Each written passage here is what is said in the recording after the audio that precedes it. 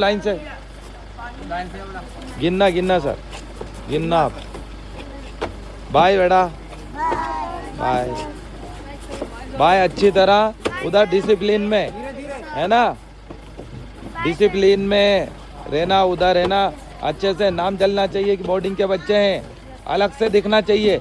वहाँ से उतारा भी लाइन से उतारा करो, और लाइन से जाना है सबको, ऐसा नाम चलना चाहिए पूरा, ठीक है।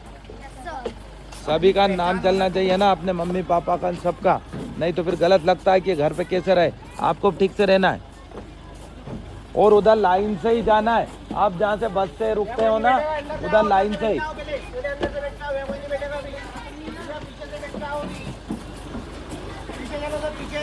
उधर लाइन से उतरना है, लाइन से ही वहाँ तक जाना है।